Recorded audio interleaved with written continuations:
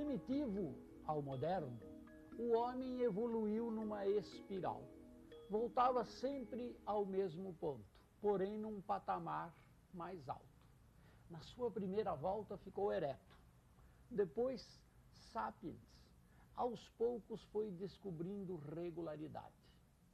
Nasceram assim as suas religiões, as artes, a ciência, a matemática. Mas aos poucos ele percebeu que, apesar do mundo ter ficado menos imprevisível, a ordem não era suficiente para explicar tudo.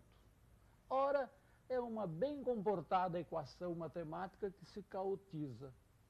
Ora, é um fenômeno físico, químico, biológico, costumeiramente tratado como caótico, que emerge dele uma certa ordem. O homem teve que reaprender a sua leitura. E assim surgiram, simultaneamente, a matemática moderna e a moderna arte.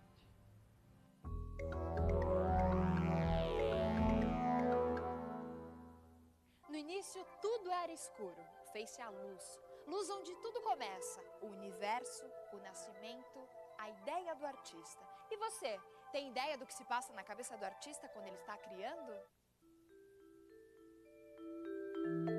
Eu acho que o processo de criação de todo artista é como um processo de elaboração onírica. É muito fácil a gente saber o seguinte: ninguém sonha o sonho que quer. As tentativas de indução do sonho são fracativas até hoje. A coisa acontece muito nessa fronteira, nesse limite entre ordem e caos, né? Eu acho que, na verdade, é uma espécie de passagem contínua, né? Ou de alternância entre esses dois campos. Eu acho que as melhores ideias que a gente tem é quando tem essa vagância, assim, um pouco antes de dormir, um pouco antes de acordar, sei lá, olhando uma parede vazia. Eu acho que o que me interessa, assim, individualmente, em relação à arte, é exatamente esse momento que a ideia passa pela primeira vez na tua cabeça e completamente informe, completamente... né? Nós não fazemos o poema que queremos. Então é preciso colocar à disposição da poesia.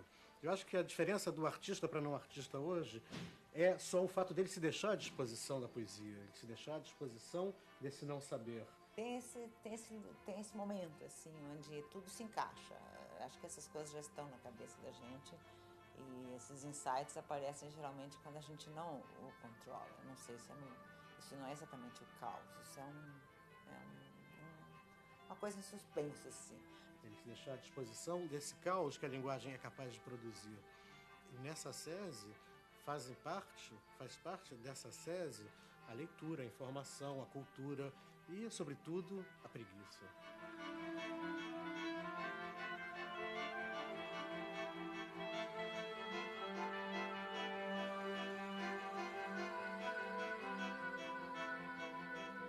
A descoberta do caos na ciência deve-se ao matemático Henri Poincaré.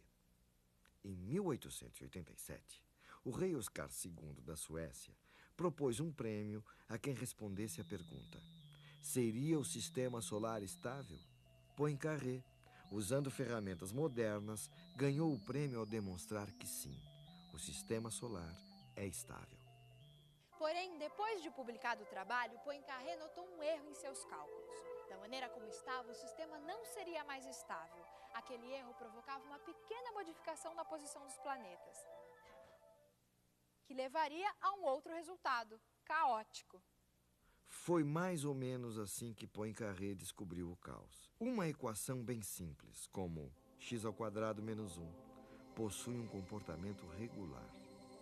Para entender isso, pense em um número entre 0 e 1 e acrescente a equação. Pegue o resultado e coloque novamente na mesma equação, e assim por diante. Esse gráfico demonstra um comportamento regular, periódico. Já outra equação, igualmente simples como 2x² menos 1, pode revelar um comportamento diferente. Observamos algo que parece aleatório. Este outro comportamento não é regular, mas sim caótico. Com esse último resultado, a estabilidade demonstrada por Poincaré ia por água abaixo. As leis da física, na maioria dos casos, prevêem como que os sistemas devem evoluir. Então, a gente tem uma regra clara que diria como que o sistema evolui no tempo. Se ele está assim hoje, como que ele vai estar no minuto seguinte, na hora seguinte, no dia de amanhã. Então, como que é possível que um sistema que tem um comportamento imprevisível, e os sistemas caóticos são aqueles que continuam tendo um comportamento imprevisível, possam ter uma regra por trás? Esses sistemas têm uma particularidade.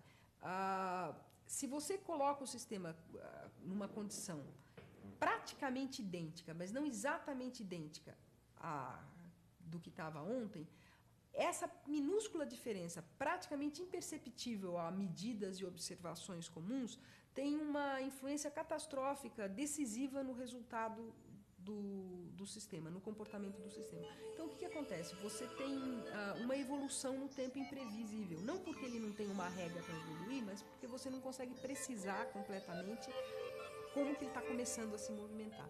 Quer dizer, se eu reproduzo uma experiência aqui, coloco um determinado pêndulo, uma determinada característica aqui, uma borboleta bate as asas lá, a minúscula influência que o vento causado, as modificações nas condições atmosféricas causadas por esse movimento da borboleta vai acabar tendo um efeito drástico no movimento do meu corpo. Então, como eu não consigo nunca prever todas essas coisas ou incorporar tudo isso no sistema, eu, na verdade, perco a minha capacidade de prever o comportamento do sistema no futuro.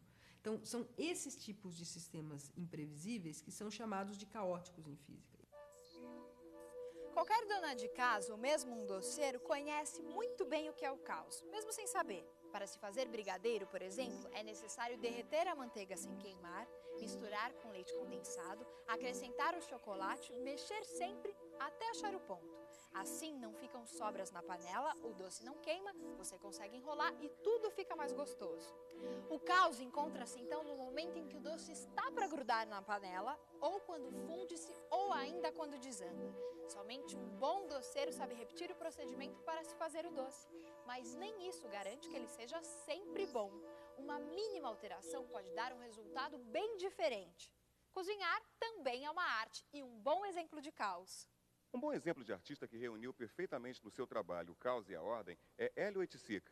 Metódico, extremamente organizado, criou no ambiente de ordem do seu ateliê obras que romperam definitivamente com a maneira de fazer arte do seu tempo, os anos 60. Buscou inspiração nas escolas de samba e instaurou a ideia de caos na arte brasileira ao abandonar o quadro e partir para a criação de obras pouco convencionais, onde o espectador era a própria obra de arte.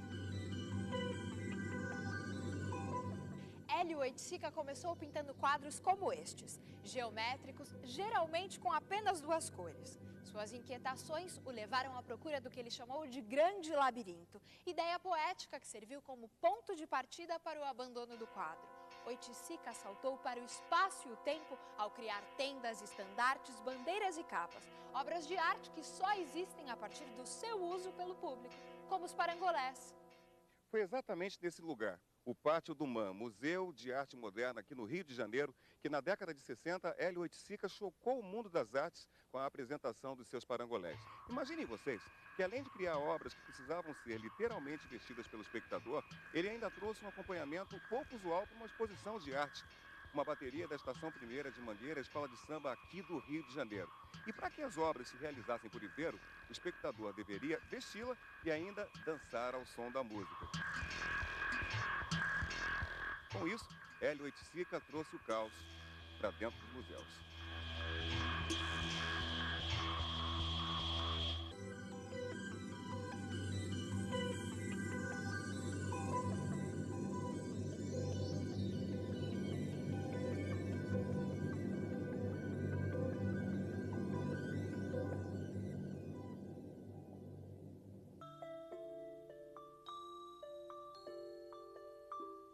Eu queria fazer algo que começou a pulsar dentro de mim, exprimir essa pulsação.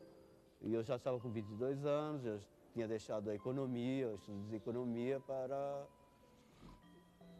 me lançar na arte. Bom, então a minha visão da arte era outra, e eu fiz o que eu achei que deveria fazer. E a partir do meu lado particular, digamos, de dinheiro, de poder aquisitivo para comprar materiais e da realidade nossa, terceiro mundo, Brasil, América Latina, eu agarrei-me a essa possibilidade de qualquer coisa eu poder trabalhar, exprimir. Nesse ponto, o que acontece é que isso para o mundo mais formal passou a ser um caos. E não era o caos que eu queria introduzir no sistema, eu queria introduzir a minha maneira de ver as coisas, a minha maneira de exprimir. E eu penso que esse caos é inerente à criação, né? Porque realmente como determinado onde vem a criação, existe uma teoria que determine como criar, como fazer, como ser, qual é o gesto, não. Me ofereceram esse espaço onde eu pude me exprimir como quis e bem entendi, dentro de uma matemática caótica, mas que tem uma coerência. O que é o caos? O que é a ordem?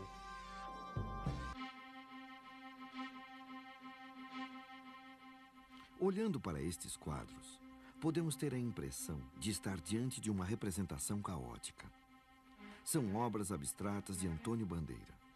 Nessas composições, a intuição, na maioria dos casos, prevalece sobre a razão. A maneira de pintar esses quadros expressa um ímpeto informal. Mas olhando atentamente, podemos perceber que existe um equilíbrio estrutural. O impacto dessas obras vem, de certa forma, da sensação de um indeterminismo lúdico que acaba por formar um todo coerente.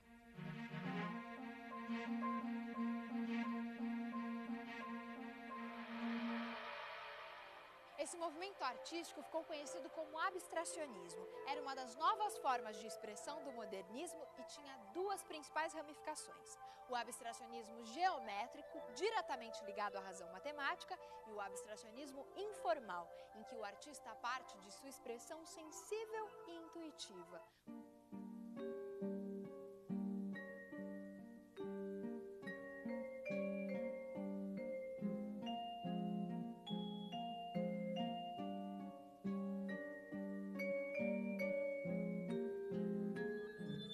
Para entender melhor as motivações dos artistas abstratos, vamos ouvir o que disse o pintor Iberê Camargo. Eu, no fundo, tinha um desejo. Tanto é que cancelava, raspava, até conseguir aquela forma que era a minha expressão, que eu aceitava. Isto é, aquele modelo que eu tinha dentro. É um modelo que a pessoa não sabe, não pode explicar, não pode chegar a dizer, vou ver se é esse. Não se pode fazer isso. Mas a intuição reconhece quando aparece aquela solução. Embora não pudesse ver de antemão, eu fazia isso com a fidelidade e com a obsessão de um pintor naturalista que quer fazer um retrato. Tinha de ser exatamente aquilo, embora depois, olhando o quadro, dissesse que é jogado, que não tem aquele movimento. Sim, tudo ali é jogado, mas não é um jogado assim, a esmo. Esse tipo de arte abstrata, sensível e poética encontra um outro paralelo. Por exemplo, nas obras de Tomiotaki, um belo casamento entre intuição e formas geométricas. Observem a semelhança desses trabalhos de Tomi e as fotos tiradas pelo satélite Hubble. Curiosamente, ela pintou esses quadros anos antes dessas fotos serem feitas. Artista e cientista, através da intuição e da técnica, eles vão dar forma ao vivido e ao imaginado. Então nós temos um processo que vai desde o sem forma até a forma final fixada nesse objeto de arte ou nessa teoria científica. Essas imagens que se parecem são da natureza e da nossa imaginação. Todas elas impressas desde tempos imemoriais na história da espécie, na história cultural, social. De uma maneira geral, dizemos que são semelhantes por quê? Porque houve uma interação entre a proposta do artista e a nossa vida, a nossa experiência de vida. É isso que nós chamamos semelhança, é isso que nós sentimos quando estamos vendo essas duas imagens apresentadas. Portanto, quando nós observamos o quadro e as fotos do Hubble, nós estamos trazendo todo esse patrimônio cultural e da espécie nessa interpretação.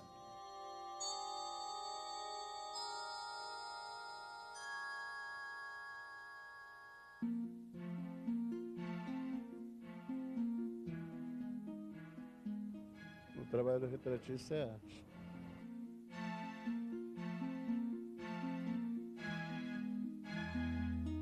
Desde o momento que ele transporta um traço no papel que define uma pessoa, ou um objeto, ou uma obra, isso é uma arte. Se eu te desse um trabalho do Antônio Bandeira, você poderia, uma reprodução dele, você faria pra gente? Eu poderia tentar, né? É complicado porque eu vou passar o que eu sinto, não o que está na tela realmente, né? Mas posso tentar. O problema do abstracionismo é que ele transmite através da cor, da luz, das sombras. Cada pessoa que vê, ela percebe uma coisa diferente, né? É uma interpretação da abstração dele, né? O que torna essas pinturas tão diferentes? O que faz com que uma obra de arte pareça ter mais força que outra? Comparando essas duas obras, notamos que em ambas as formas e cores foram criadas livre e espontaneamente. Mas toda obra de arte expressa as realidades interiores e visões particulares de quem as criou.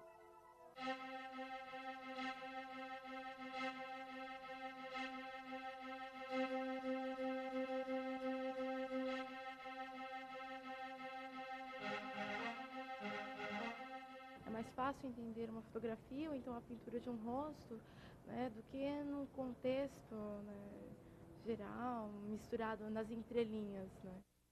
O público ainda aceita mais a arte figurativa, por quê? Porque ela facilita a associação, né? Ou seja, você olha para a figura de uma pessoa, você sabe que é uma pessoa. Porém, se você olha para uma imagem abstrata, ou lírica, ou geométrica, não importa, ela requer de você um outro patamar ou melhor, uma outra relação com a obra. A arte mais fácil da gente entender ou identificar com os sentimentos que a gente está mais acostumado seria a figurativa, porque é o que você, com as coisas que você lida todo dia, com objetos, com que você usa na tua casa, ou que você talvez vá comprar. Geralmente o abstrato acaba não agradando tanto, é mais difícil, exige um nível de percepção assim, mais sensível da pessoa, uma sensibilidade um pouco maior. Às vezes a pessoa olha e acha que é só um monte de pintura embaçada, né? A preferência do gosto pelas obras figurativas e realistas é bastante natural. Todo mundo gosta de ver em quadros aquilo que é agradável ver na natureza. Além disso, artistas como Michelangelo contribuíram para formar o gosto dos admiradores das artes nesse sentido. Em uma de suas principais obras, o teto da Capela Sistina, no Vaticano, o artista italiano retratou no século XVI a história do Gênesis bíblico. Neste painel, vemos Adão recebendo vida física e espiritual de um Deus rodeado por anjos. Notem os corpos de Deus e Adão, retratados como homens fortes e vigorosos. É o resultado de um profundo conhecimento de Michelangelo da anatomia humana e da admiração pelas artes gregas. Tamanho foi o impacto das obras de Michelangelo que durante quase 3 séculos, artistas de toda a Europa pintaram à maneira de Michelangelo, movimento artístico que ficou conhecido como maneirismo. Foi nessa mesma época que viveu o físico e astrônomo Galileu Galilei. Galileu Galilei propôs que o caminho para o verdadeiro conhecimento científico passava pela observação dos fenômenos, pelas posteriores experimentações e pelas comprovações matemáticas. Era o nascimento do moderno método científico. Suponhamos, por um momento, que não exista a gravidade. Assim, qualquer projétil seguiria uma trajetória em linha reta. Mas a gravidade, de fato, modela o movimento de um projétil. A maneira como isto ocorre é mostrada na lei da queda dos corpos, de Galileu. O que realmente acontece é que a bala de canhão cai continuamente, seguindo uma regra onde, a intervalos de tempo sucessivos, correspondem o quadrado de números inteiros. E foi com Galileu que a matemática passou a ser reconhecida como a linguagem da ciência. A partir daí, o mundo passa a ser concebido como um relógio, uma máquina em perfeito funcionamento, como o universo concebido por Isaac Newton, onde os corpos se encontram no mais perfeito equilíbrio proporcionado pela força da gravidade. Estudando os trabalhos de Galileu, por exemplo, Newton demonstrou como a Lua orbita ao redor da Terra. Imaginando uma bala de canhão sendo atirada do alto de uma enorme montanha. Existe uma velocidade para a bala de canhão a partir da qual, quando arremessada, jamais atingiria o chão. Em outras palavras, a bala estaria em órbita, como a Lua. Deslumbrados pela possibilidade de explicar todos os fenômenos naturais através das equações e de leis imutáveis, entusiastas chegam a ver na nova ciência um novo Fiat Lux. William Blake, poeta e pintor, critica essa postura dos novos cientistas ao retratar Newton como um titã que busca a verdade das coisas na matemática, mas que é incapaz de olhar o mundo ao seu redor, que se mostra frio e nada luminoso como este céu. Mas descobertas da física do início do século XX mostraram que as ferramentas usadas por Newton e Galileu não eram suficientes e lançaram uma nova luz ao mundo do pensamento. Veja só o que disse o físico alemão Werner Heisenberg em 1958. Os cientistas estavam diante de um novo quadro, onde as respostas encontradas não se encaixavam às perguntas habituais. Ao invés de buscar novas respostas, era preciso encontrar novas perguntas. Os físicos aprenderam a fazer as perguntas corretas. E fazer a pergunta certa é, frequentemente, mais do que a metade do caminho que conduz à solução do problema. O universo do átomo, por exemplo, ao contrário do sistema solar, não funciona como um relógio. É um mundo em constantes mudanças e repleto de incertezas. Por exemplo, numa explosão de uma bomba atômica, existem átomos que se desintegram como o átomo de urânio. Existem regras definidas para o que vem depois da desintegração. Mas ninguém é capaz de prever quando e qual átomo se desintegrará primeiro, iniciando uma reação em cadeia. É nesse exato instante que surge o caos. Albert Einstein, apesar de ser o criador da teoria da relatividade, que possibilitou o nascimento da nova física do século XX, ainda acreditava, à maneira de Newton, em um mundo ordenado. Einstein evitou comentar as novas teorias que surgiram em sua época e lançou inconformado a célebre frase: Deus não joga dados. Da mesma maneira que o abstracionismo representou um rompimento com os padrões existentes na arte, na matemática, as novas teorias lançaram uma nova forma de ver o mundo. Uma das mais importantes teorias matemáticas que tratam desse novo mundo é a teoria do caos. O interesse permanente pelas formas geométricas e pelos problemas espaciais que o mundo das artes revelou no século XX é o ponto culminante de uma aproximação entre arte e matemática que se aprofundou desde a época do Renascimento. Para o físico e crítico de arte, Mário Schember, há um paralelismo notável entre o surto das tendências abstracionistas na arte do início do século passado e a reformulação abstrata da matemática contemporânea. O emprego de estruturas probabilísticas e efeitos do acaso são, desde então, características fundamentais da arte e ciência. Dificilmente hoje, o matemático, o cientista ou mesmo o artista abre mão de uma análise sobre o caos. Muitas vezes ele vem com a sua equação matemática complicada, outras é no belo e leve bater de asas de uma borboleta. São aspectos da natureza que o cientista e o artista não podem abrir mão. Tiveram que desenvolver novos instrumentos e reaprenderam a ler o caos, a ordem, o caos.